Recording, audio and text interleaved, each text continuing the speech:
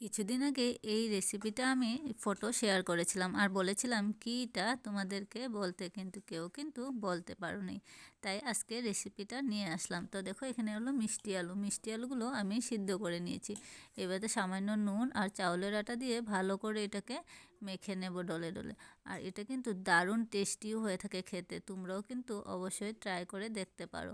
তো চলো, এদিকে দেখো বাচ্চারা কিন্তু খেলছে। তো আমার মেয়ে কিন্তু ওদেরকে খেলা শেখাচ্ছিল, কিছু একটা খেলা। তো দেখো জাপ দিয়ে দিয়ে এই যে খেলাটা শেখাচ্ছে।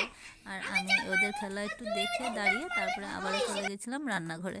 তো এদিকে দেখো গুড়টা আমি শিরা বানিয়ে নেব, চিনির শিরাটা বানাবো না, গুড়েরই বানাবো। আর এদিকে দেখো গুড়ের শিরা হতে হতে আমি এটাও মাখা হয়ে গেছে। এবার এটাকে আমি গোলাপ জামুনের মতন একটু শেপ দিয়ে দেবো।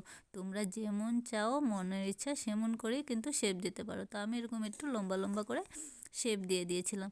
তো এবার এগুলো এক এক করে সবগুলো বানিয়ে নেব। তো দেখো আমার কিন্তু বানানো কমপ্লিট, আর অনেক সহজে কিন্তু অল্প সময়তে কিন্তু একটা হয়েও যায়, জানো তো।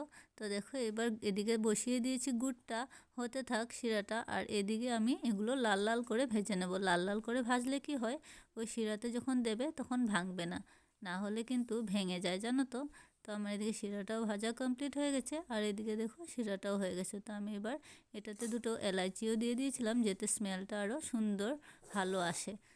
তাই ওই যে এবার এক এক করে শিরাতে দিয়ে দেব, আর অল্প সময় ঢাকা দিয়ে রেখে দেব, যাতে ওই শিরাটা সব কিছু রসটা, গুড়ের যেটা রস বানিয়েছিলাম সেটা যাতে এগুলোতে ভালো করে ঢুকে যায় আর অনেক সফট হয়ে যায়। তো দেখো অল্প সময় রেখে দিয়েছিলাম আমি, আর এখানে ফটো ক্লিক করব বলে একটু নিয়ে এসেছিলাম, নিয়ে তারপরে একটু ঢাকা দিয়ে রেখে দিলাম। তো দেখো পুরো রসটা কিন্তু ও টেনে নিয়েছে।